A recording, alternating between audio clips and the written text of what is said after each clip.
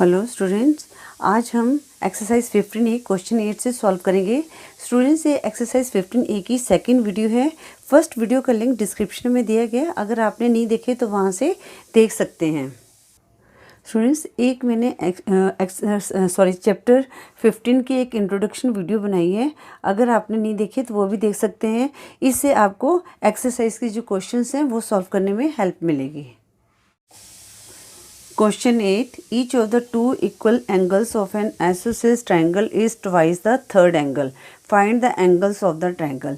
Students, इसमें हमें कोई एंगल नहीं दिया हो। इन्होंने कहा जो थर्ड एंगल है, जो इक्वल एंगल्स होते हैं आइसोसेलेस ट्रायंगल के, वो क्या ट्वाइस हैं। तो सबसे पहले हम क्या करेंगे, थर्ड एंगल को x मान लेंगे।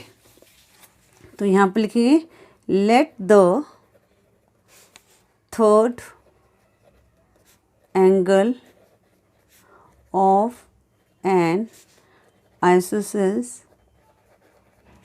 triangle is x। ठीक है। अब उसके बाद हमारे पास क्या हो गया, जो टू इक्वल एंगल्स क्या हो गए हमारे, वो हो गए 2x। Then the two equal angle of an isosceles triangle is, वो ट्वाइस हैं, twice the third angle. Third angle हमने x मान लिया। अब ट्वाइस क्या होगा, उसको हम 2 से मल्टीप्लाई कर देंगे। तो क्या आ गया हमारे पास 2x एंड 2x। ठीक है ना, टू इक्वल एंगल है। तो एंगल ये दोनों के, ये हमने इसको सपोज x मान लिया, ये हमारा 2x है और ये हमारा 2x है। अब हमने एंगल्स को फाइंड आउट करना है। तो यहाँ पर हिंट भी दिया हुआ है कि let the third angle be x। जैसे हम इसको निकालते ही हैं ऐसे, तो हिंट के अकॉर्डिंग भी ऐसे ही करना है हमने। x डिग्री, ये 2x डिग्री, 2x डिग्री। अब हमें पता है द सम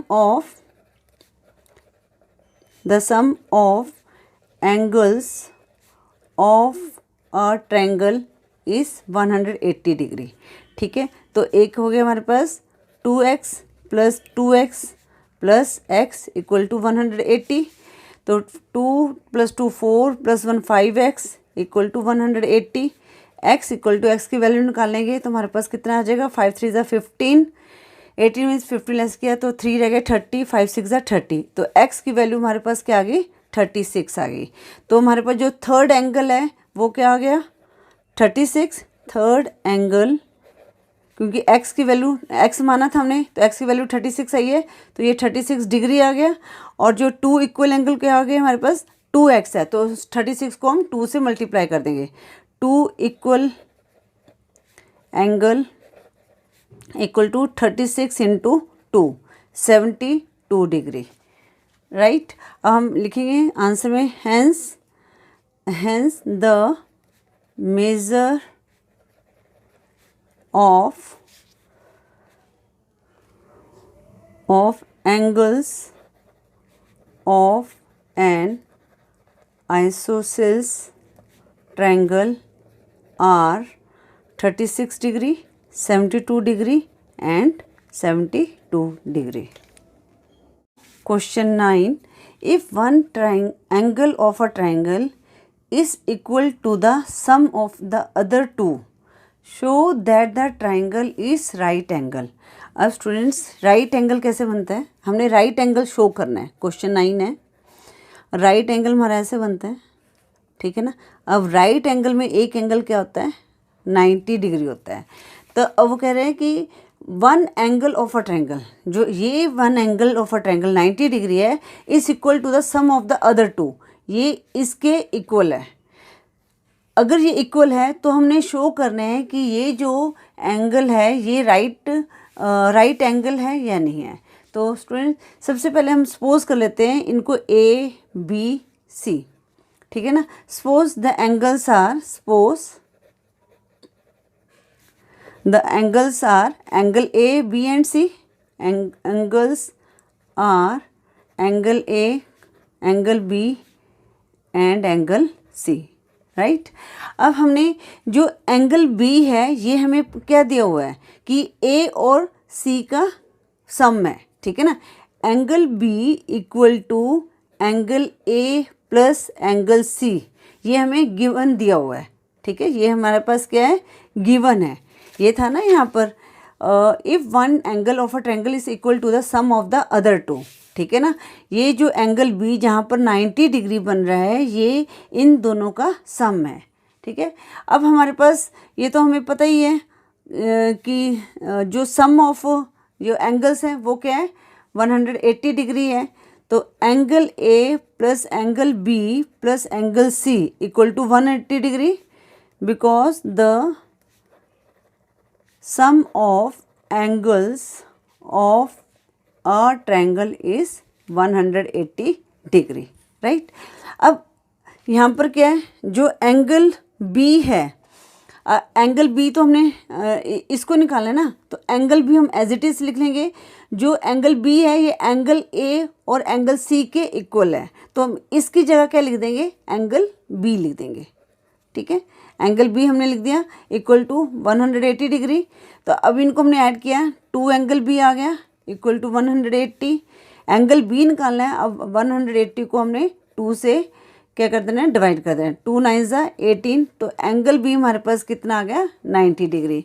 तो ये प्रूव हो गया कि जो एंगल बी है it is a right angle triangle, hence it is proved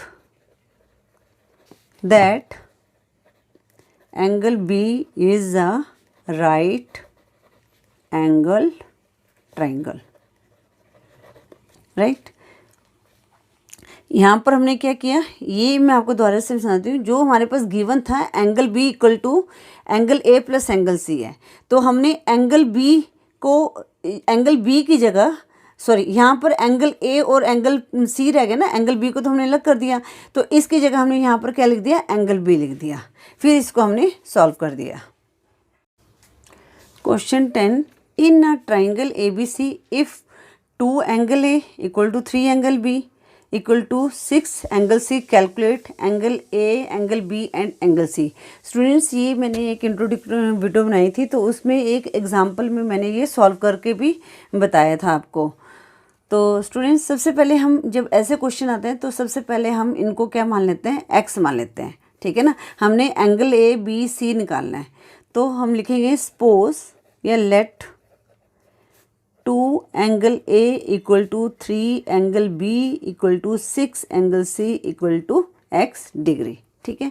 अब हमारे पास हमें पता चल गया 2 angle A equal to x degree आ गया, ठीक है ना। हमने ये तीनों का एक्स मान लिया। अब हमने एंगल ए को अलग कर देना है, तो एंगल ए हमने अलग किया तो हमारे पास जो ये 2 है इधर आकर क्या हो गया डिनोमिनेटर में आ गया, तो हमारे पास क्या आ गया एक्स अपॉन 2 डिग्री। ये इस चीज़ को समझो, जैसे हमारे पास है 2 एंगल ए कितना है एक्स के इक्वल है, हमने एंगल ए को निकालना है, ठीक है ना। तो एंगल ए किया तो 2 इसके साथ है एंगल ए के साथ, तो यहाँ आकर क्या हो जाएगा डिनोमिनेटर में चला जाएगा, ठीक है। इसी तरह हमने एंगल बी निकालना है, तो यहाँ पर क्या आ जाएगा एक्स अपॉन 3 डिग्री और एंगल सी का एक्स अपॉन 6 डिग्री आ जाएगा। अब हमें पता है sum of angles of a triangle is 180 degree. तो angle A plus angle B plus angle C equal to 180 degree. Angle A की वैल्यू क्या है एक्स अपॉन 2, बी की एक्स अपॉन 3 और सी की क्या एक्स अपॉन 6, अब 180 डिग्री। अब स्टूडेंट्स हमने क्या करना है इनका एलसीएम ले लेना है। एलसीएम कैसे लेते हैं 2 3 6, ठीक है। 2 1 ज़ा 2, 3 एज इट इज़, 2 3 ज़ा 6, फिर 3 पे चला जाएगा, 3 1 ज़ा 3, 3 1 ज़ा 3, 3 1 ज़ा 3। अब 2 3 ज़ा 6 हमारा 6 क्या आ गया एलसीएम आ गया। 2 को डिवाइड किया 3 से, 2 3 ज़ा 6, 3 1 ज़ा 3 प्लस 3 2 ज़ा 6, 2x आ गया और यहाँ पर 6 1 ज़ा 6, यहाँ पर 1x आ गया इक्वल टू 180। अब स्टूडेंट इसमें या तो आप इसको सॉल्व कर लो या तो इसको सीधा क्रॉस मल्टीप्लाई कर देते हैं। अब यहाँ पर तो 180 की जगह इसको हम सपोज 1 मान लेते हैं यहाँ पर, तो इसको मल्टीप्लाई करेंगे तो ये तो as it is 3x plus 2x plus 1x आ गया, ठीक है, इक्वल टू 180 मल्टीप्लाई 6, ठीक है। अब मैंने आपको बताया भी था कि हम यहाँ पर हमने देखो अपॉन में आएगा तो ये काटना इजी हो जाता है, ठीक है, तो इसको यहाँ पर सॉल्व करने की ज़रूरत नहीं है। तो इनको हमने ऐड किया तो हमारे पास कितना आ गया, 6x आ गया, 180 इंटू 6। अब x की वैल्यू निकालें तो यहाँ पर 6 क्या हो जाएगा, डिनोमिनेटर में चला जाएगा। 6 से 6 कर गया तो हमारे पास x की वैल्यू क्या आ गई, 180 डिग्री आ गई। अब हमने एंगल ए निकालना है, जहाँ पर x है वहाँ पर हमने पुट कर देना है। एंगल ए कितना है हमारे पास, x/2। तो x की वैल्यू क्या है, 180/2, 2 9 18। तो एंगल ए क्या है हमारे पास, 90 डिग्री, ठीक है। और एंगल बी हमारे पास क्या है, x/3। Angle B equal to x/3, 180/3, तो 3 6 18, 60। तो ये कितना आ गया, 60 डिग्री। और एंगल सी की क्या है, x/6। x की वैल्यू हमारे पास कितनी आ गई, 180/6। तो ये किस पे जाएगा, 6 3 18। तो ये कितना आ गया हमारे पास, 30 डिग्री आ गया। अब इनको आप ऐड करोगे तो 90 60 + 30 90 90 90 180। तो दोनों का, तीनों को जो हमारा ऐड करके कितना आता है, 180 डिग्री आता है। तो हम लिख देंगे, hence the measure of angle A equal to 90 degree, angle B equal to 60 degree and angle C equal to 30 degree. Now question 11. Question 11 क्या है, what is the measure of each angle of an equilateral triangle? हमने equilateral triangle निकालने का major निकालना है, क्या होगा, ठीक है। तो स्टूडेंट्स इक्विलेटरल ट्रायंगल कहते हैं जिनकी तीनों साइड्स जो हैं इक्वल होती हैं, ठीक है। ये तीनों साइड्स इक्वल होती हैं। इक्विलेटर से लगता है कि हमें ये तीनों साइड्स जो हैं इक्वल होंगी। तो हमने इसको कैसे निकालना है ये देखना है। तो सबसे पहले हम स्टूडेंट्स क्या करते हैं, इनको हम सपोज कर लेंगे जो each angle of an equilateral triangle क्या है, x है। तो यहाँ पर लिखेंगे, let the measure of each, यहाँ से लिख दिया ना, the measure of each angle of an equilateral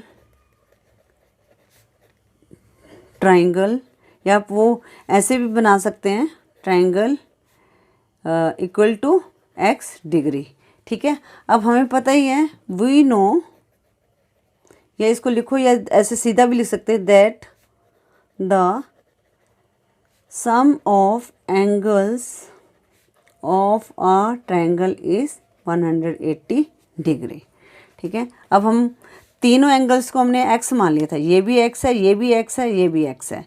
तो x + x + x equal to 180 degree. ये आ गया 3x आ गया, 180, x इक्वल टू 180/3, 3 6 18। तो हमारी x माना था हमने, तो हमारा एंगल जो कितना आ गया, 60 60 60। 60 को 3 से मल्टीप्लाई किया तो 180 डिग्री। तो हर जो इक्विलेटरल ट्रायंगल की जो ईच एंगल का कितने का होगा, 60 डिग्री का होगा।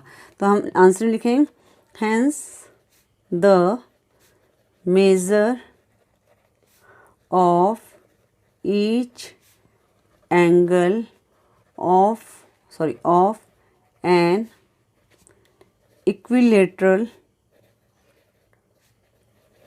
triangle is 60 degree.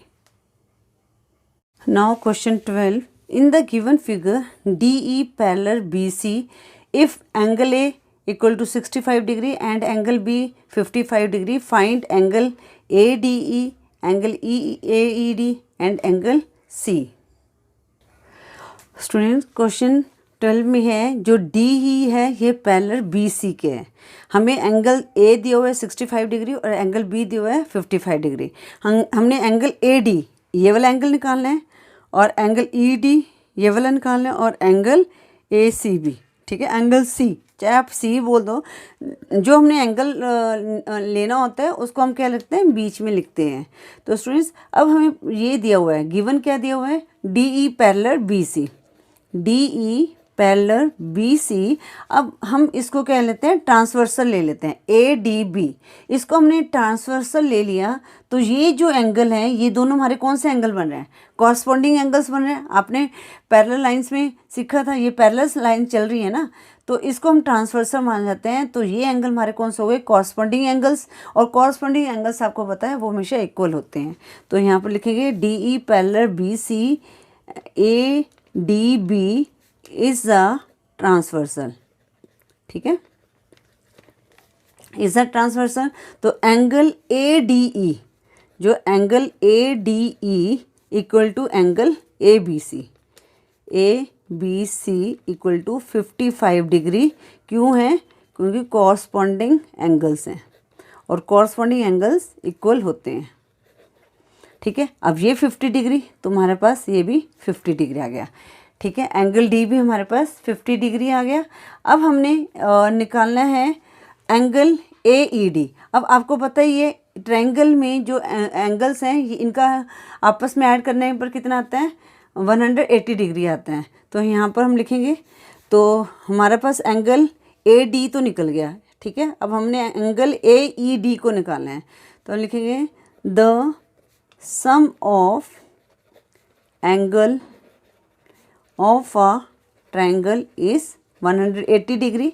तो यहाँ पर हम चाहे आप लिख लो एंगल ए डी ई, ठीक है ना, ए डी ई लिख लो, plus angle D A E plus angle A E D, ठीक है, इक्वल टू 180 डिग्री, ठीक है। यहाँ पर आप सिर्फ एंगल डी भी लिख सकते हैं, एंगल ए भी लिख सकते हैं और एंगल ई भी लिख सकते हैं, उसका कोई मतलब कि मिस्टेक नहीं होगी, ठीक है। 180 डिग्री है, तो एंगल ए डी ई हमारे पास कितना है, 55 डिग्री निकला था हमने यहाँ पर, है ना।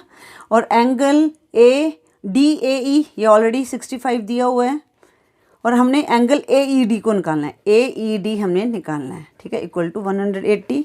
इनको ऐड करके हमारे पास कितना आ गया, 120 डिग्री आ गया, plus angle A E D equal to 180। अब एंगल ए ई डी निकालना है, तो 180 माइनस 120 हमारे पास कितना आ गया, 60 degree.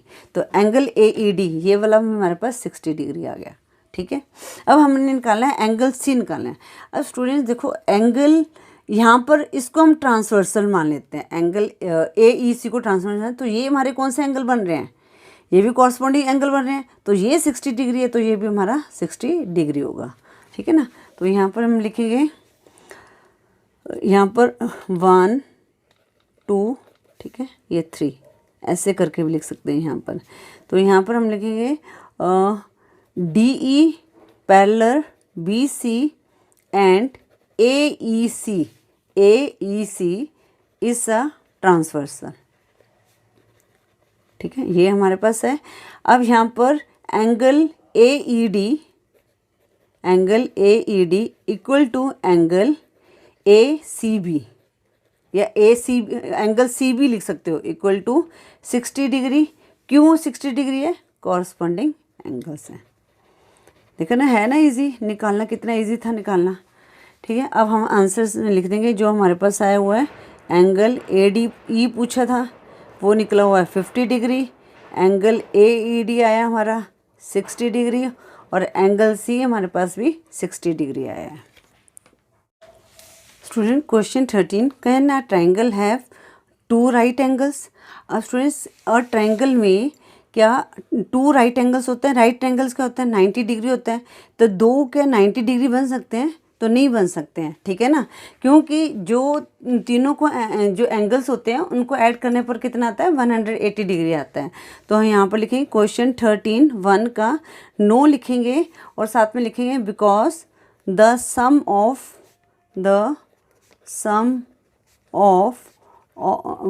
Angles of a triangle is 180 degree. अब यहाँ पर सेकंड है 2 ऑब्ट्यूज एंगल्स। तो 2 ऑब्ट्यूज एंगल्स क्या होते हैं, मोर देन 90 डिग्री होते हैं। तो हमारे पास तो जो सम करके क्या आता है, 180 डिग्री आता है। अगर हम ऑब्ट्यूज एंगल्स लेंगे तो उससे 180 से ज़्यादा हो जाएगा। तो हम यहाँ पर लिखेंगे, पार्ट 2 में भी हमारा जो है आंसर नो होगा। तो लिखेंगे यहाँ पर because the sum of angle of a triangle is 180 degree. So a triangle has only one obtuse angle, right. उसके बाद पार्ट 3 है टू एक्यूट एंगल्स। अब स्टूडेंट्स एक्यूट एंगल्स हो सकते हैं, ठीक है ना। एक्यूट एंगल्स क्या होते हैं? Less than 90 degree. अब एक्यूट एंगल्स चाहे आप 60 ले लो, 65 ले लिया एक हमने, तो इनका हम ऐड करने पर कितना आएगा? 180 डिग्री आएगा। तो यहाँ पर इसका आंसर क्या आएगा? यस आएगा। पार्ट 4 है all angles more than 60 degree. अब स्टूडेंट्स हमने एंगल्स को 60 डिग्री से ज़्यादा ले लिया, जैसे इसको ले लिया 61 ले लिया, है ना, इसको 62 भी ले लिया, तो भी अगर 1 भी ले लेंगे तो ये क्या बनेगा? इनका जो सम होगा ये मोर देन हमारा कितना होगा? 180 डिग्री होगा। तो ये भी हमारी जो स्टेटमेंट है इसको भी हम क्या लिखेंगे? नो लिखेंगे। नो लिखेंगे बिकॉज यही लिखेंगे the sum of angles of a triangle is 180 degree and it will always be 180 degree. तो ये 180 डिग्री ही होना चाहिए, ये ज़्यादा हो जाएगा तो ये हमारा तो ये जो स्टेटमेंट है ये हमारी नो है। आगे पार्ट 5 है all angles less than 60 degree. अगर हम लेस देन 60 डिग्री लिखेंगे वो भी हमारी नो होगी। क्योंकि जो because the sum of angles of a triangle is 100 degree and it will always be 180 degree. क्योंकि ये लेस देन 180 होगा तो हमारे पास ये जो है स्टेटमेंट है ये भी नो है। आगे है all angles equal to 60 degree. ये तो ठीक है क्योंकि इनको ऐड करने पर कितना आ जाएगा हमारे पास? 180 डिग्री। अगर ये तीनों एंगल 60 डिग्री के हैं तो इसका मतलब ये जो स्टेटमेंट है ये हमारी करेक्ट है, तो इसका हम आंसर लिखेंगे yes. Question 14, answer the following in yes and no में आंसर देना है। Can an isosceles triangle be a right triangle? Isosceles triangle can be a right triangle. देखो ये राइट ट्रायंगल क्या होते हैं? क्वेश्चन 14 है पार्ट 1। राइट एंगल कैसे होते हैं? ऐसे बनते हैं ना राइट एंगल। तो ये हमारा क्या, इसकी टू जो है ये इक्वल हो सकती हैं। तो इसमें जो राइट एंगल क्या होगा हमारे पास? ये क्या होगा? Can an isosceles triangle be a right angle. तो टू इसमें एंगल्स इक्वल हैं तो इसका ये वाले एंगल्स इक्वल होंगे ना इसमें, ठीक है ना। तो ये क्या हो गया हमारा? ये स्टेटमेंट क्या होगी? फर्स्ट की यस होगी। Can a right angle be a scalene triangle? बिल्कुल स्केलेन ट्रायंगल क्या होते हैं? जिनकी कोई भी साइड्स इक्वल नहीं है, जैसे स्केलेन ट्रायंगल ऐसे हैं, ठीक है ना। तो ये जो राइट एंगल एक स्केलेन ट्रायंगल भी हो सकता है। तो ये स्टेटमेंट में हमारी क्या है? ट्रू है। और can a right angle be an equilateral angle? अब सुनो, राइट एंगल कभी भी इक्विलेटरल एंगल नहीं होता क्योंकि राइट एंगल जो होता है 90 डिग्री का होता है। तो ये इक्वल नहीं हुए तो ये इसकी जो आंसर क्या आएगा? नो आएगा।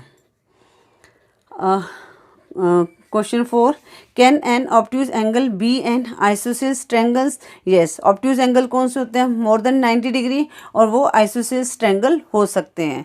तो कैन एन, तो इसका आंसर क्या आएगा? यस आएगा।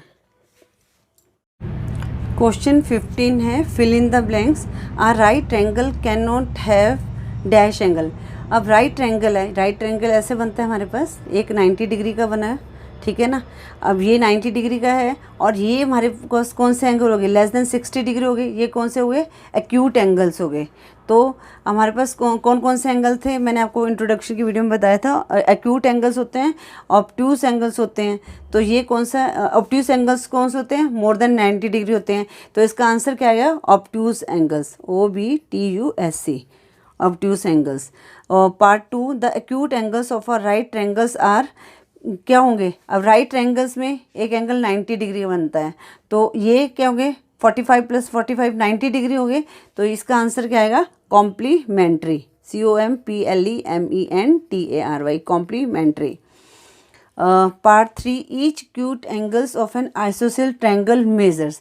हमने बताना है कि जो क्यूट एंगल हैं उनका क्या मेज़र होगा, ठीक है ना। राइट ट्रायंगल में ये राइट ट्रायंगल बन रहे हैं, हमारा राइट ट्रायंगल है, तो इनका मेज़र ये 90 डिग्री है, तो ये कितना होगा? ये 45 डिग्री होगा और ये 45 डिग्री होगा। तो इसका आंसर क्या आएगा? 45 degree. Part 4, each angle of an equilateral triangle measure. अब स्टूडेंट्स इक्विलेटरल ट्रायंगल में क्या होगा? ये साइड्स इक्वल होगी, तो ये 60, ये हमने क्वेश्चन भी सॉल्व किया था यहाँ पर, ये कौन सा था इसमें, ये वाला 11 में। तो वैसे ही है, तो इसका जो इक्विलेटरल ट्रायंगल का ईच एंगल कौन सा होगा, 60 डिग्री का होगा। The side opposite the right triangle of a triangle is called dash. अब स्टूडेंट्स राइट ट्रायंगल, ये हमारे पास राइट एंगल बना है ना, ये राइट एंगल है, तो इसको हम क्या कहते हैं, इसको हम कहेंगे हाइपोटेन्यूस। और ये क्या होता है, ये जो इसको हम ए बी सी मान रहे हैं, तो ए सी हमारे पास कैसे निकलेगा, A B square plus B C square, इसको कहते हैं बेस, ठीक है ना। तो जो इसके अपोजिट जो साइड होती है उसको क्या कहते हैं, हाइपोटेनियस। तो इसका आंसर आएगा hypotenuse, HYPOTANEUS। The sum of the length of the sides of a triangle is अब sum of the length of the sides of a triangle उसको क्या कहते हैं, पेरीमीटर। क्योंकि जो हमारी जो सम है उसको हम पेरीमीटर बोलते हैं, जो ट्रायंगल का है तो वो क्या, उसको क्या कहते हैं, पेरीमीटर कहते हैं। तो इसका आंसर क्या है, पेरीमीटर। स्टूडेंट इसके साथ ही हमने एक्सरसाइज 15A के सभी क्वेश्चंस को सॉल्व कर लिया है। आई होप आपको हर क्वेश्चन अच्छी तरह से समझ आ गया होगा। स्टूडेंट अगर आपको वीडियो यूज़फुल लगे तो प्लीज़ वीडियो को लाइक करें, शेयर करें और चैनल को सब्सक्राइब करें। Thank you for watching.